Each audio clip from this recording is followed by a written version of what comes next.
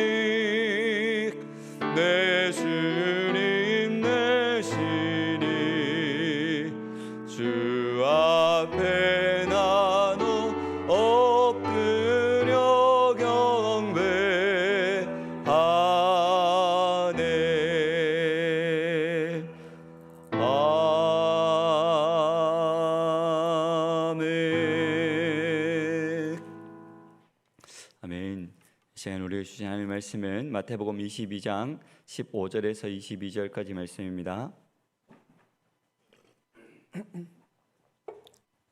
마태복음 22장 15절에서 22절까지 말씀입니다. 찾으셨으면 한 절씩 교독하면서 읽겠습니다. 제가 먼저 읽겠습니다. 이에 바리새인들이 가서 어떻게 하면 예수를 말의 올무에 걸리게 할까 상의하고 자기 제자들을 헤롯 당원들과 함께 예수께 보내어 말하되 선생님이여 우리가 아노니 당신은 참되시고 진리로 하나님의 도를 가르치시며 아무도 끓이는 일이 없으시니 이는 사람을 외모로 보지 아니하심이니이다. 그러면 당신의 생각에는 어떠한지 우리에게 이르소서. 가이사에게 세금을 바치는 것이 옳으니까 옳지 않으니까 하니 예수께서 그들의 악함을 아시고 이르시되 외식하는 자들아 어찌하여 나를 시험하느냐. 세금 낼 돈을 내게 보이라 하시니 데나리온 하나를 가져왔거늘 예수께서 말씀하시되 이 형상과 이 글이 누구의 것이냐. 이르되 가이사의 것이니이다. 이에 이르시되 그런즉 가이사의 것은 가이사에게 하나님의 것은 하나님께 바치라 하시니 그들이 이 말씀을 듣고 놀랍게 여겨 예수를 떠나가니라. 아멘. 이건 본문의 말씀으로 누가 진짜 왕인가 라는 제목으로 말씀의 은혜를 나누고자 합니다. 예수님께서 앞선 비유로 세 가지 비유를 말씀을 하셔서 충격적인 이야기를 들은 종교 지도자들이 있는데요. 그 앞선 세 가지 비유는 두 아들 비유였고, 포도원 집주인의 비유였고, 그리고 왕의 혼인잔치의 비유였습니다. 그래서 이 충격적인 이야기를 들은 종교 지도자들이 이제 예수님께 수치를 안겨주기 위해서 세 가지 난제를 준비합니다. 그 세 가지 난제가 세금과 부활과 큰 계명에 관한 난해한 질문들인데, 그 중에 오늘은 첫 번째로 세금에 관한 질문을 던집니다. 하지만 이 질문으로 통해서 결국 자신들의 정체가 드러나게 되고 오히려 예수님의 메시아의 권위가 더 분명해집니다. 오늘 본문에서 바리새인들이 헤롯 당원들과 함께 가이사에게 세금을 바치는 것이 로마법이 아닌 율법에 비춰서 적법한가 그렇지 않은가를 질문합니다. 이 질문에 예수님은 가이사의 것은 가이사에게, 하나님의 것은 하나님께 바치라 라고 말씀하는 것이 오늘 본문의 내용입니다. 오늘 본문을 찬찬히 보시면 이스라엘의 종교 지도자들은 예수님께서 자신들을 향해서 적대적이며 자신들의 권위를 위협하는 존재라고 생각하면서 어떻게든 예수님의 권위를 무너뜨리기 위해서 고심합니다. 그러다가 자신들이 가지고 있는 난해한 질문 혹은 딜레마를 예수님께 던져서 예수님 스스로 말의 올무에 걸리게 하자라는 계략을 생각하게 됩니다. 그런데 이런 계략을 이루기 위해서 자신들과 상반된 견해를 가진 헤롯 당원들과 협력도 불사하는 것을 보게 됩니다. 바리새인들은 로마에 세금을 내는 것에 동의하는 것은 결국 로마 황제를 신의 아들로 인정하는 것이었기에 율법에도 어긋나고 자신의 신앙에도 어긋나기 때문에 부정적인 입장을 가지고 있었습니다. 하지만 헤롯 당원들은 로마로부터 받은 자신의 권력을 유지하기 위해서라도 로마에 세금을 내는 것을 당연하게 생각하는, 찬성하는 입장이었습니다. 이렇게 세금에 대한 문제는 신앙과 정치적인 이해 타산이 극명하게 갈리는 민감한 문제였기에 어떤 자세를 취하든 로마 정부와 율법과의 갈등을 피할 수가 없었던 것입니다. 그래서 바리새인들은 자신들이 직접 가지도 않고 제자들을 헤롯 당원들과 함께 보냅니다. 이렇게 하는 것은 딜레마 같은 이 문제에 어떻게든 연루되지 않으면서도 자신들의 목적을 이루기 위함이었습니다. 이들이 예수님을 부르는 호칭과 정의는 문자적으로 볼 때는 예수님의 성품에 대한 설명으로 적합하지만 그들의 속마음은 그렇지 않다라는 것을 잘 보여주고 있는데요. 본문 16절 말씀을 보시면 예수님을 선생님이다라고 부르면서 참되시고 진리로 하나님의 도를 가르치는 분으로 소개하고 있습니다. 또한 꺼리는 일이 없으신 분이다라고 말합니다. 자신들의 질문에 반드시 답해달라는 다분히 의도적인 뉘앙스의 표현입니다. 덧붙여서 사람을 외모로 보지 않기에 자신들의 그동안의 평가와 비난이 있지만 기꺼이 답해 주시기를 바라는 마음도 털어놓고 있습니다. 너무도 뻔히 보이는 의도를 감출 수 없습니다. 하지만 예수님께서 답변하시는 것은 이들의 감언 이설과 미혹에 동조하기 위함이 아니었습니다. 그들의 의도를 분명히 아심에도 불구하고 이들의 의도를 간파하시고 오히려 진실을 밝히심으로 스스로 정체를 드러내도록 하셨습니다. 이스라엘은 역사 이래로 항상 하나님의 나라 백성이면서 동시에 다른 나라의 지배를 받는 민족이었습니다. 우리가 이 세상에 살면서 교회로 사는 구조와 비슷합니다. 그리스도인은 세상 속에서 구별된 존재로 이중국적을 가진 존재로 살아갑니다. 그러다 보니 때때로 모순되는 일이나 딜레마 같은 문제들이 존재할 수밖에 없습니다. 그래서 우리가 이해할 수 있는 일들보다 때로는 이해할 수 없는 일도 공존하는 것을 부인할 수 없습니다. 문제는 이런 상반되는 딜레마를 악의적으로 이용하는 이들이 문제이죠. 우리는 하나님의 나라 백성으로서 어떻게 이 땅에서 구별된 성도로, 구별된 하나님의 백성으로 살아갈 수 있을지 예수님을 통해 늘 잘 배워야 할 것입니다. 계속해서 17절에서 19절까지의 말씀에서는 바리새인들의 제자들은 결국 본색을 드러내고 자신들의 질문에 예수님의 생각을 말해달라고 요청합니다. 17절 말씀을 보시면 이렇게 말씀을 하고 있는데요. 17절 말씀입니다. 그러면 당신의 생각에는 어떠한지 우리에게 이루소서. 가이사에게 세금을 바치는 것이 옳으니까, 옳지 않으니까, 아니하니까 라고 기록하고 있습니다. 질문의 요지는 결국 가이사에게 세금을 바치는 것이 옳은지에 대한 여부였습니다.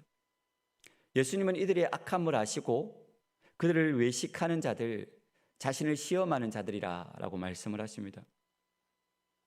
유대인들은 로마의 화폐에 쓰인 가이사 아구스도가 신의 아들이라는 문구 때문에 유일신앙과 정면으로 배치된다고 생각했기 때문에 로마 화폐를 사용하는 것을 꺼리고 또한 그것을 사용하지 않으려 했습니다.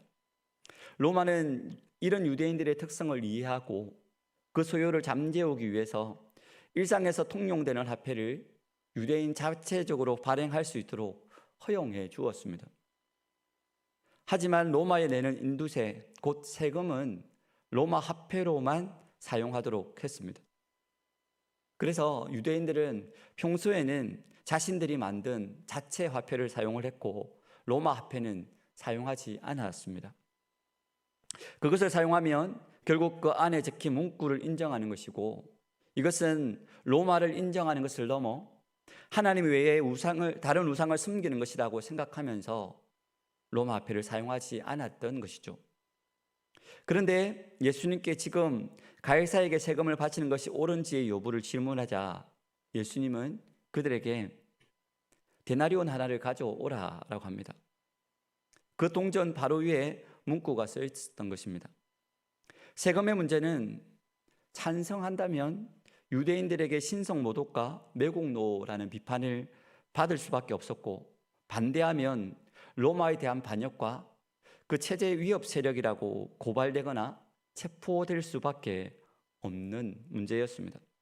그래서 어떤 답변을 하던 그 사람은 로마와 유대 사이에 결국 적이 생길 수밖에 없는 딜레마이며 난제에 해당되는 질문이었습니다. 바리새인들은 예수님께서 데나리온 하나를 가져오라라고 말을 할 때 자기들도 모르게 데나리온 하나를 꺼내어 놓습니다. 너무도 자연스럽게 진행되는 터라 우리가 놓치기 쉬운 부분인데 아까 위에서도 말씀드렸다시피 유대인들은 일상생활에서는 유대 화폐만 사용했고 로마 화폐는 특별히 세금 낼 때만 사용했다라고 말씀드렸는데 지금 바리새인들의 제자들은 호주머니에서 그 데나리온을 꺼내 놓은 것입니다. 물론 예수님을 시험하기 위해서 일부러 가져왔을 수도 있지만 아마도 이들은 평상시에도 로마 화폐를 사용했던 것 같습니다. 무슨 말이냐면 이들은 지금 겉으로는 율법을 지켜야 한다라고 말을 하면서도 안으로는 버젓이 이런 화폐를 사용하면서 예수님을 시험하려고 했던 것이죠. 그래서 예수님은 이들의 모습을 보고 악하다고 말씀하시며 그것을 외식한다고 곧 위선이라고 말씀하시면서 어찌 나를 시험하느냐라고 대묻고 계신 것입니다. 위선은 겉으로는 선한 척하면서 율법을 지키는 척하면서 실상은 지키지도 않고 그렇게 착각하고 있는 것을 말하는 것입니다. 바리새인들은 결국 자신들의 악과 위선을 가리기 위해서 오히려 역으로 예수님을 시험하고 있는 것입니다. 바리새인 제자들의 모습을 보면서 어쩌면 우리 역시 겉으로는 고상한 척, 거룩한 척 하지만 결국에는 사람들의 눈이 없는 곳에서는 위선과 외식으로 포장된 인생을 살고 있지는 않은지 한번 생각해 봐야 할 것입니다. 이런 악과 위선을 버리고 겉과 속이 같은, 내면과 외면이 같은 믿음과 행함이 일치된 온전한 믿음의 사람이 되시기를 주님의 이름으로 축복합니다. 20절에서 22절까지의 말씀을 보시면 예수님은 바리새인들이 내민 데나리온에 새겨진 형상과 글이 누구의 것인지 되묻습니다. 가이사의 것이라고 대답하는 그들에게 가이사의 것은 가이사에게, 하나님의 것은 하나님께 바치라 라고 말씀합니다. 이 말씀을 듣고 놀랍게 여기며 예수님을 떠나가는 것이 오늘 본문의 마지막입니다. 가이사의 것을 가이사에게 바치라고 한 것이 로마의 조세 정책에 대한 찬반을 말하는 것이라고 생각한다면 이 대화의 본질을 벗어나는 것입니다. 지금 예수님의 이 말씀은 더 근본적인 부분에 대해서 선언은 하시는 것입니다. 가이사의 형상에 담긴 화폐가 가이사의 것이라고 한다면 그런 가이사를 비롯하여 하나님의 형상이 담긴 하나님 인간과 하나님이 창조하신 피조물, 그리고 이 세상의 모든 것의 주인은 누구인지에 대한 질문이면서 그것에 대한 선언을 하고 계시는 것입니다. 곧 하나님의 것은 하나님께 바치라는 것은 이 질문을 던지고 있는 바리새인을 비롯하여 유대인들과 예수님을 따르는 제자들을 향해서 이 땅의 진정한 주인은 누구냐라고 묻는 것입니다. 더 나아가 그런 하나님 앞에 우리가 어떻게 살아야 하는지, 곧 우리의 모든 것이 하나님의 것이기에 하나님의 기뻐 받으실 만한 삶을 살아가는 것이 합당하다라는 것을 담은 말씀이다라고 할 수 있습니다. 당장의 표면적인 의미로서는 세금과 신앙 사이에 지혜롭게 처신하는 길을 제시하는 것으로 볼 수 있지만, 이면적으로 결국 가이사가 신의 아들로서 주인인 것 같은 세상과 사람들을 향해서 하나님께서 모든 만물의 참된 주인이시며 왕이시라는 선언을 하고 있는 것입니다. 이 말씀을 들은 그들은 결국 예수님을 떠나갈 수밖에 없었습니다. 자신들의 계획이 틀어져서도 그렇고, 어쩌면 하나님을 진짜 왕으로 믿는 것이 아니라 가이사를 더 두려워했기 때문일 수도 있습니다. 우리는 하나님의 형상을 따라 지음받은 하나님의 백성들입니다. 하나님의 형상으로 지음받은 우리는 하나님의 뜻대로 살아야 하며 하나님께 온전한 제물이 되어야 할 것입니다. 성경에서 제물은 흠이 없어야 한다라고 말하고 있습니다. 그것은 곧 거룩한 삶입니다. 더불어 로마서 12장에서는 하나님의 선하시고 기뻐하시고 온전하신 뜻을 따라 사는 것이 우리가 드릴 영적인 예배다라고 말씀합니다. 역시 거룩한 삶에 대해서 말씀하고 있습니다. 하늘과 땅과 모든 권세를 가지신 우리 주님 앞에 우리가 취할 자세는 우리의 잘못된 탐욕을 정당화하고 위선을 가리기 위해 주님을 시험하고 도전하는 것이 아니라 온전히 주님의 통치에 순종하기를 힘써야 하는 것입니다.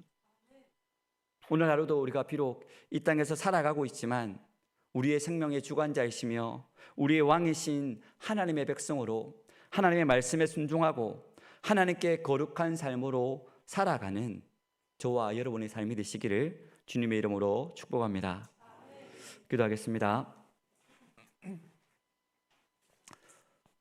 살아계신 아버지 하나님, 하나님께서 오늘 하루도 우리의 생명을 연장하여 주시고 오늘 하루도 우리의 단잠을 깨워주셔서 우리의 힘으로는 도저히 이 하루를 살아갈 수 없기에 우리를 주의 전으로 불러주셔서 하나님의 말씀과 또 하나님께 기도와 간구함으로 하나님의 뜻을 구하며 이 하루를 시작할 수 있도록 우리에게 은혜 더하여 주심에 감사를 드립니다. 하나님, 오늘 말씀을 통하여서 어리석은 질문을 하는 바리새인들에게 하나님께서 진정한 왕이심을 말씀하여 주셨는데, 하나님, 우리가 하나님의 백성이라고 말하며 하나님이 우리의 왕이시라고 고백하면서 정작 우리의 삶에서 얼마나 하나님을 왕으로 인정하는 삶을 살아가고 있습니까? 하나님의 백성으로서 얼마나 거룩한 삶으로 하나님께 영광을 돌리고 있습니까? 하나님, 우리가 단순히 입술로만 하나님이 우리의 왕이시다라며 우리의 모든 것을 주관하시는 분이 하나님이시며 우리의 모든 것을 인도하시는 분이 하나님이시라며 입술로만 고백하지 않게 하여 주시고 우리의 생각과 우리의 언어와 우리의 삶의 모든 행동 하나하나까지 하나님을 진정한 우리의 왕으로 인정하는 삶 살아갈 수 있도록 하나님 우리에게 큰 믿음을 더하여 주시옵소서. 우리의 입술의 고백과 우리의 삶의 고백이 다른 삶으로 살아가지 않게 하시고 오직 우리가 입술로 고백하는 그 고백대로 살아갈 수 있는 믿음을 허락하여 주시옵소서. 그러기 위해서 우리에게 더욱더 거룩함이 요구되어지는 것을 봅니다. 하나님, 내가 거룩하니 너희도 거룩하라고 말씀하여 주신 주님, 우리가 주님을 닮아 거룩한 삶을 살아갈 수 있도록 주여 도와주시고 우리 가운데 있는 위선이나 가식적인 모습이나 외식하는 모습들이 있다면 그런 모습들을 온전히 제거하여 주셔서 온전히 진실된 모습으로 주님을 숨기고 주님을 따를 수 있는 우리 모든 심령들 되어지도록 하나님 축복하여 주시고 은혜도 입혀 주시옵소서. 특별히 이 시간에 우리나라를 위해서 중보합니다. 하나님, 이 나라가 탄핵으로 인하여서 너무나도 큰 시름을 겪고 있습니다. 하나님, 정치적인 이슈로 인하여서 우리나라가 분열되지 않게 하여 주시고 더 이상 찬반으로 나뉘어서 네가 옳니 내가 옳니 주장하는 것이 아니라 아버지 이제 한 마음이 되어 나아가게 하여 주시고 이 나라가 다시 한 마음과 한 뜻을 구하며 믿음으로 나아가는 하나님의 백성들이 되어질 수 있도록 이 나라와 이 민족이 되어지도록 주님 긍휼을 들이켜 주시옵소서. 특별히 지금 산청과 또 의성에 또 산불이 일어나 너무나도 큰 곤욕을 치르는 이들이 많이 있습니다.